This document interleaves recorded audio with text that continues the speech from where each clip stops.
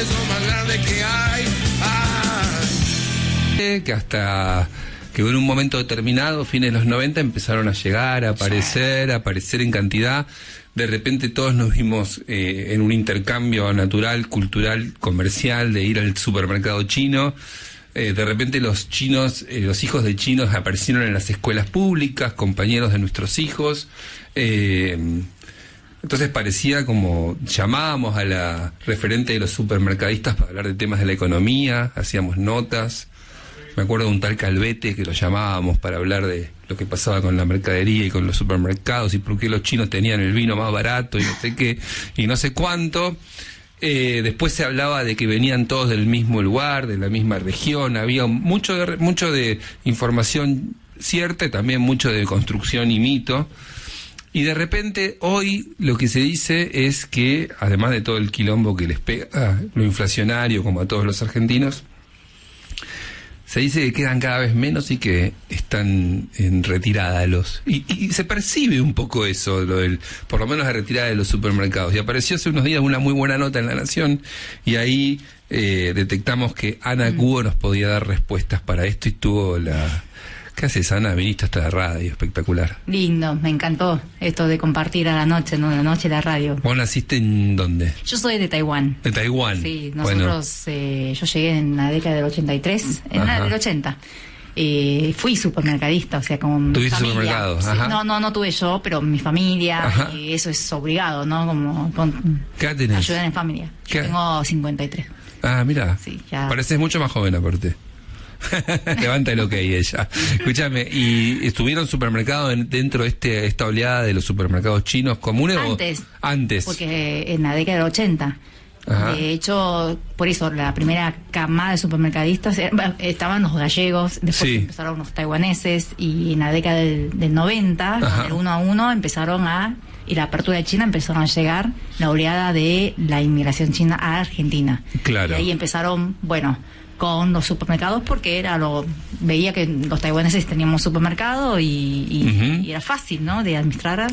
Y eso era así como... Había mucho mito con eso, que llegaban, que te abrían un supermercado, que vivían los chinos arriba, se decía todo eso, un montón de cosas, que estaba la mafia china, también se decía. Sí, o que, por ejemplo, que el gobierno le daba dinero a la gente, a la gente de China, ¿no? Digamos, no sé, el gobierno de acá o el gobierno de allá, para que instalen supermercados. Ese tipo de mito, y hoy estaba leyendo justamente Instagram de La Nación sobre esta nota, dije, todavía seguimos con los mismos cuentitos. Dije, bueno, está bien. Porque, ¿qué decía la gente? La gente pregunta las mismas cosas. Las mismas cositas. Que todo el mito, ¿no? De que les daban plata para abrir un supermercado en la Argentina. Claro. ¿Y cómo era eso? Y no existía eso. Lo que sí...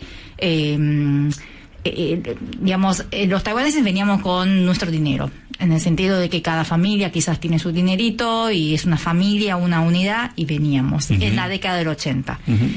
Los chinos, digamos, del continente, porque Taiwán forma parte de los chinos del continente son un poco más sufridos. En ese momento recién empezaba la apertura, el país estaba con mucha turbulencia. Deng Xiaoping. 对，是的。很好。你好。Bien, Gonzalo. Yo estoy después hablamos. Bien preparado. Pen Show, amigo. 对，朋友。Y bueno, entonces lo que dice es que venían generalmente una sola persona, los varones, los pioneros, ¿no? Levantando deudas desde allá. Claro. Y yo le pregunté a una, justamente, le dice que si eran re pobres, ¿cómo hacían para venir? Entonces, un amigo mío, Nicolás, le mando saludo, me dijo, era fácil porque en realidad nosotros vivíamos en un pueblo y éramos generaciones, 3, 4 generaciones que vivíamos en el mismo pueblo, o sea, es como que nos conocemos entre todos, sabemos quién es quién. Entonces, cuando hay un hijo, un joven que estaba decidido en emprender a buscar oportunidades en el extranjero, lo que hacía todos eran apoyarlo, porque ya sabe que, el hijo de Gonzalo es un buen chico, se va, vamos a apoyarlo. Entonces ahí, no es de Gonzalo quien levanta la deuda, es Gonzalo y la familia de Gonzalo quien levantaba la deuda. Entonces la gente venía con patos, con fideos, con cosas para despedirlo, ¿no? Se hacía la fiesta y Gonzalo viene acá. Como ayudado. Pero Sí, en la China continental se podían conseguir los dólares para salir de China y invertir en Argentina. Y yo creo que en ese momento sí eran todos. Sí, se ayudaban mucho entre sí. ¿Y por qué venían tanto de Taiwán como de la China continental? ¿Cuál es la motivación, especialmente de Taiwán? Me quiero ir a la Argentina. Sí. ¿Por qué? Es raro, pero Argentina en ese momento estaba abierta a la Eso por migración. supuesto. No, pero a lo que me refiero es ¿por qué prefieren Argentina a Taiwán? ¿Eh? Porque era pobre. Taiwán hablo, Sí, no, sí, no de la no, China Taiwán en continental. ese momento sufrió mucho, o sea, la posguerra, la dictadura, sufrimos muchísimo, Era mejor Argentina. muchísimo. Bien. Pero por favor, chicos, 1000 veces. O sea, No, pero ya en los años 80 se tenía una imagen de Taiwán como una economía pujante. Sí, Por sí. eso sorprende. claro, lo que pasa que para dejar, ¿no?, la sombra, en ese momento no había democracia, entonces es todo una cuestión. Yo alguna vez le pregunté a mi papá, a los 40 y pico de años, se me ocurrió preguntar a mi papá por qué vinimos a Argentina. Entonces me dijo, porque yo era el hijo primogénito, era el hijo mayor y tenía conmigo mucha carga de mandato familiar. Ujú. Entonces, son distintos motivos, ¿no? Ujú. Por los cuales la gente venía. Entonces, bueno, nada. Entonces, y uno dice, bueno, ¿por qué la gente estaba dispuesta a ayudar a la gente a llegar a Argentina? Sí. Y porque en Argentina teníamos el 1 a 1. Claro. No es poca cosa. O sea, devolvías la deuda, si uno se esforzaba, trabajaba, devolvía la deuda al taquito. Claro, y después explota porque es la salida del 1 a 1. Coincide el supermercado. Bueno, ni que hablar, me acuerdo del chino que la afana del supermercado en los saqueos del 2001. Sí, pasa como que es una celebridad, que era de Taiwán ese muchacho. El Mirá. que gritaba policía corrupta, Mirá. cuando le saqueaban. Sí. Digo, todo este fenómeno de la explosión del supermercadismo chino en Argentina es ahí, es en salida de la convertibilidad y comienzo del kirchnerismo, ¿no? Sí, o sea, durante la convertibilidad ya sí venían, ¿no? Ya venían, Sí, ya estaba el flujo abierto, ya el caudal abierto. Sí, yo empecé enseñando a los chicos chinos el español en esa época. Empezaron a llegar, digamos, los primeros chicos chinos, ¿no? A quien yo me acuerdo de una chiquita, me decía, mi papá nos trajo a Argentina. Digo, ¿y de qué sorprendes de que tu papá te trajo a la Argentina? Ujú. No, mi papá primero emigró, se fue a Japón. Y yo me quedaba con mi mamá en Shanghái. Y yo pensé que mi papá, chao, se fue, nunca más nos iba a reclamar. Y no, mi papá, después de Japón, llegó a Argentina, trabajó, ahorró y nos convocó. Claro. No. Y los ahora se me ocurre, el otro día fui a comer al barrio chino de Belgrano después de mucho tiempo. Sí. Hacía mucho que no iba y miro para la zona de la caja registradora y los chicos que atendían eran chinos, argentinos, y eran ya generación total acá, ¿no? Eran pibes completamente argentos, hablando bien. Y bueno, nada, digo, los de ahí, los de los supermercados chinos, los del barrio de Belgrano, los de la calle Montañeses, no son de esta oleada, son todavía más pioneros, ¿no? Sí. Son de más atrás en el más tiempo. atrás. Por ejemplo, los dueños de Casa China. Casa China, el supermercado. Los dueños de Asia Oriental. Sí. Es gigante supermercado bellísimo sobre la calle Mendoza. Sí. Empezó con un supermercado. Y ahora es una cosa Es una gigantesca. gigante, sí. La Casa China también es uno de los primeros supermercados del barrio chino. Yo me acuerdo todavía cuando ellos empezaron. Y mis amigas, o sea, la dueña, por ejemplo, de Tina, Sí. la dueña, yo me acuerdo el primer día que llegaron al templo donde estábamos ahí en Montañeses, Sí. hablaron de su sueño, como que se iban a casar con médicos, y éramos todas pibitas, adolescentes. ¿Vos estás en el templo de Montañeses? Sí. ¿Ahí es donde se come ramen?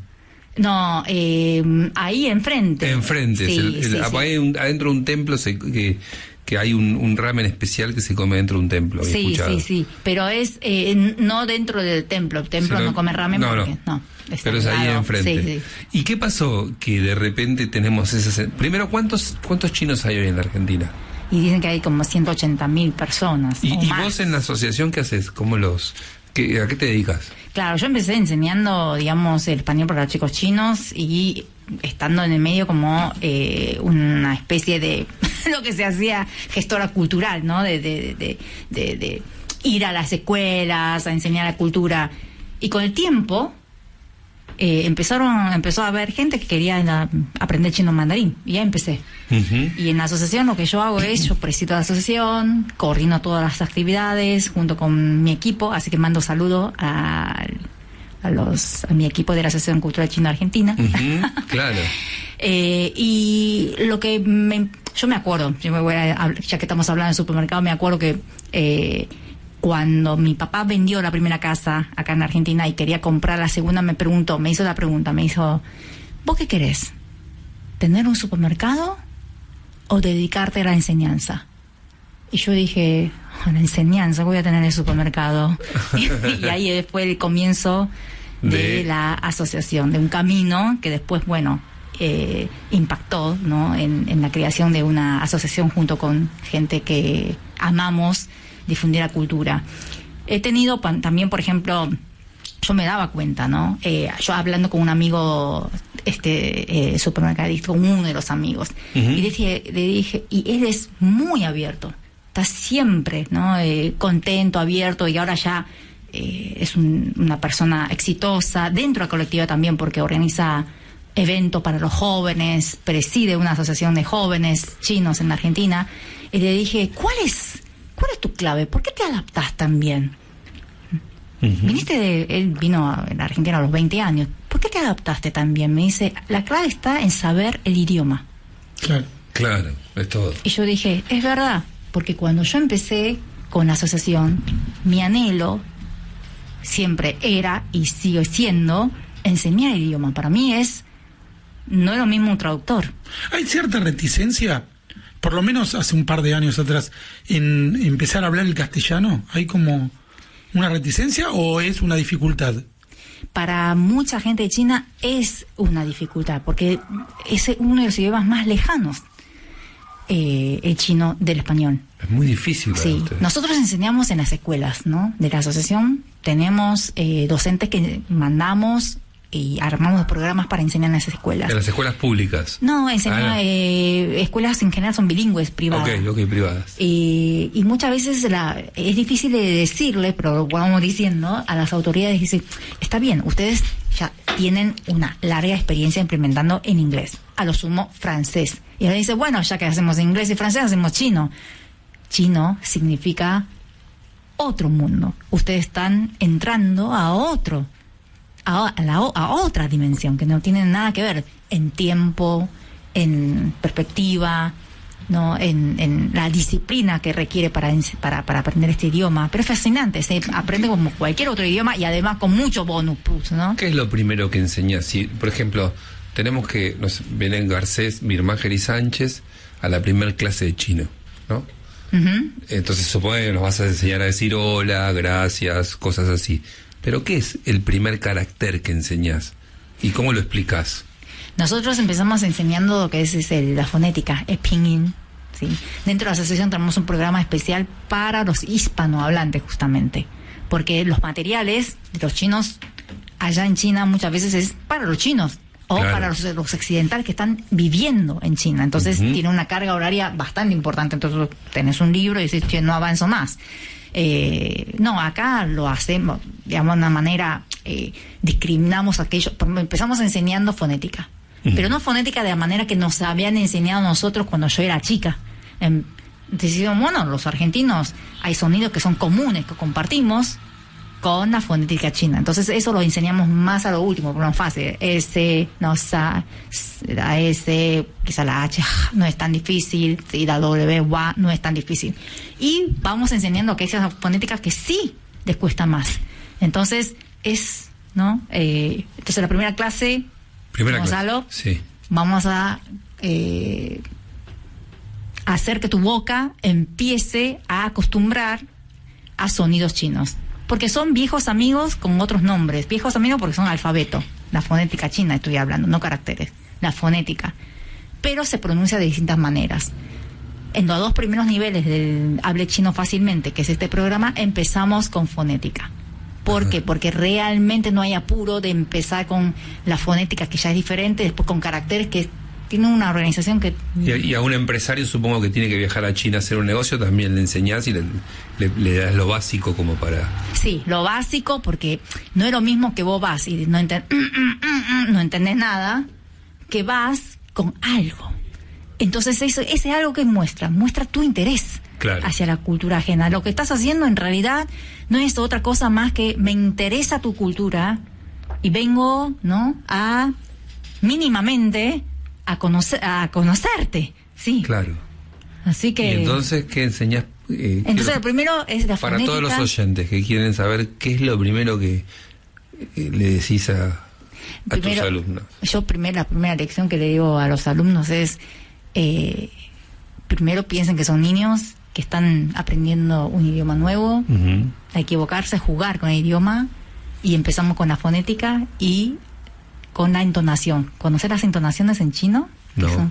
Que tiene 4 entonaciones. Cuando decimos una misma sílaba, ma, tenemos el ma, que es la primera entonación, y cuando decimos vamos a cantar ma, entonces los alumnos cantan ma, que es la segunda entonación, ma, que es la tercera, y ma, que es la cuarta. Y entonces, y eso ya tenemos para la primera lección, ya tenemos bastante para ir cantando, y cada sílaba tiene una de esas 4 entonaciones, cada uno de esos caracteres chinos. ¿Y cada entonación significa, perdón, sí, dale, cada entonación significa otra cosa?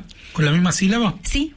Por ejemplo, ma puede ser ma de mamá, por ejemplo, ¿sí? Ma puede ser ma de lino, pero puede ser lino, puede ser otra cosa.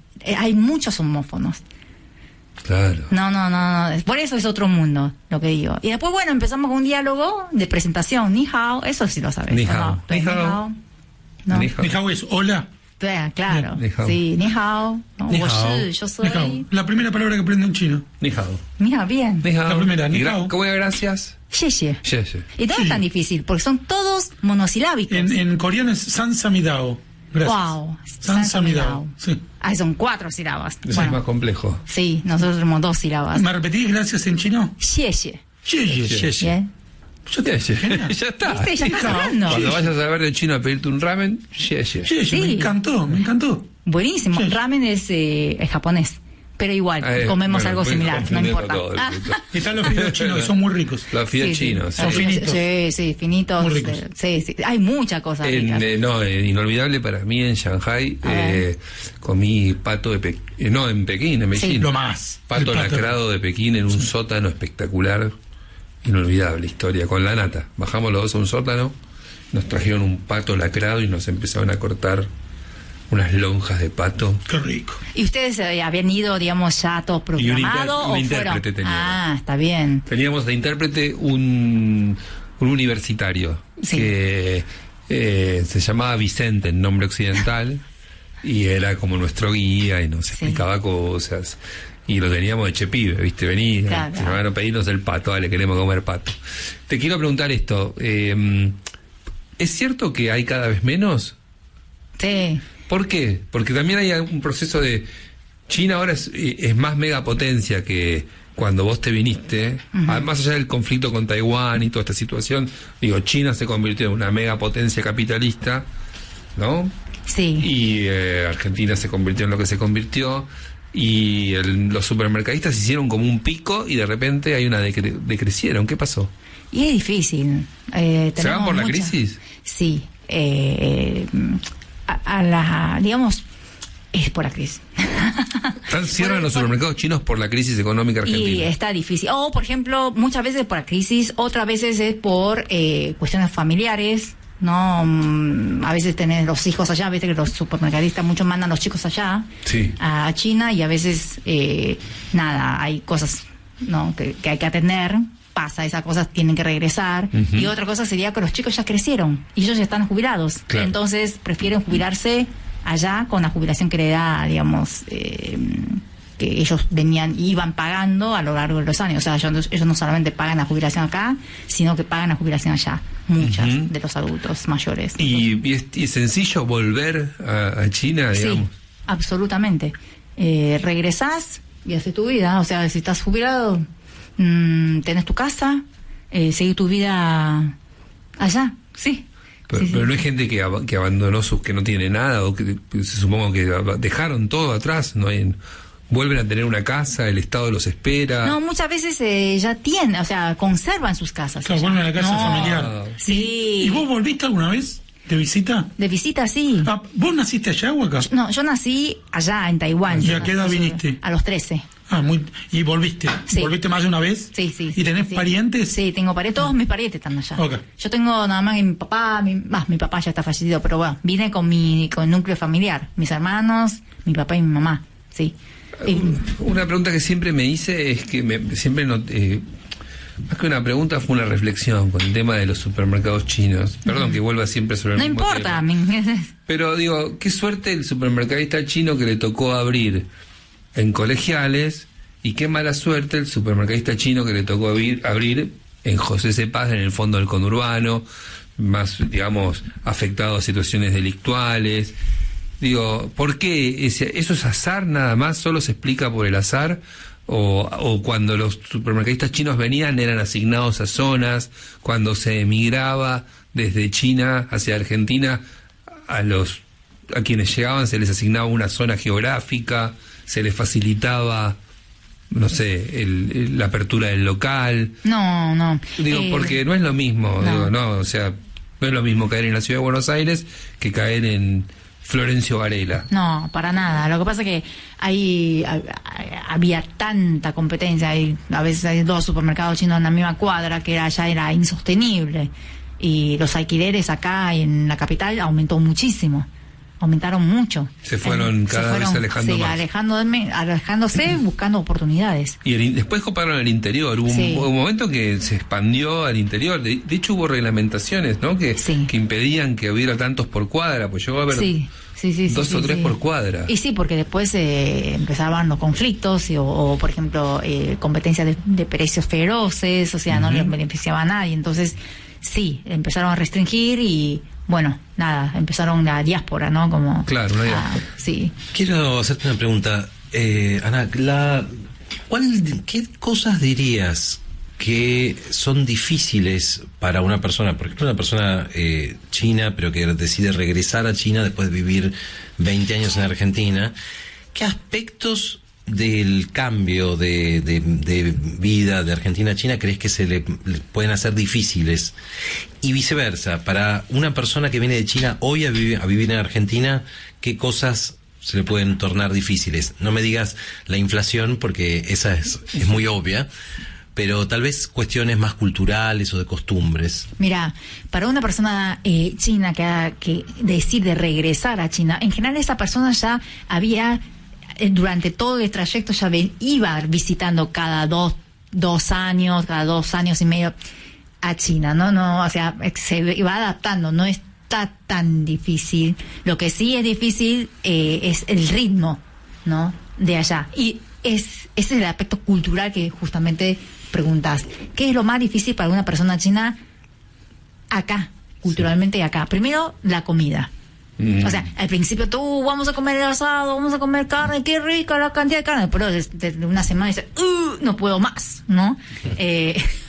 Claro, sí, claro.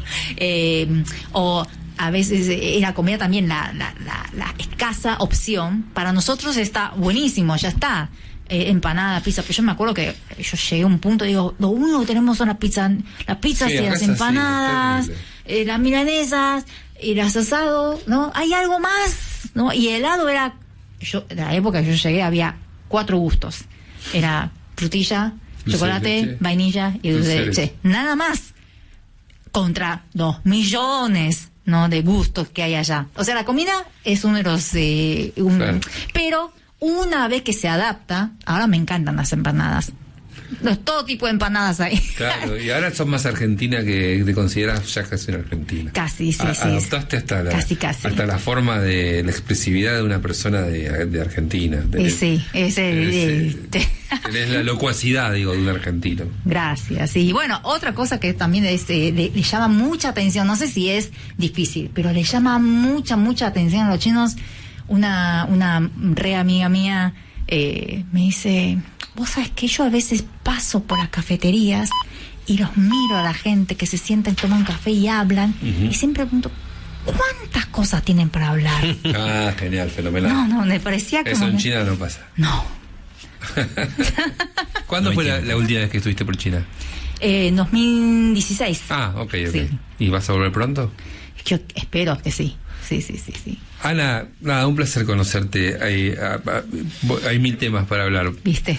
Esta charla la dejamos abierta Part y seguimos. one. Sí. Exacto, y seguimos más adelante, ¿te parece? Me parece fantástico, me encantó conocer a ustedes. Vos estás en la Asociación Cultural Chino-Argentina todo el tiempo, es tu base operativa. Sí. Ahí trabajás. Estamos todo el año con distintas clases. O sea, no solamente hay idioma. Estamos en la clase Tai Chi, baile y de medicina china. Que muy vale bueno. mucho, sí, vale la pena conocerlos. Son buenísimas, en serio. Yo no lo digo por mí, porque yo no doy las clases de medicina china, pero, o tampoco soy yo la que está ahí frente de idioma, pero yo lo que puedo decir es una oportunidad única para conocer la cultura y la disciplina de China en Argentina todo el año. Así que bueno, los invito y las invito. Excelente. Ana, gracias por esta visita. Xie. Eso, ahí está. Ana Cubo nos visitó hoy en Pensándolo Bien, dale. Muñequita china, tengo que llorar. Vos sabés que pronto te voy a dejar.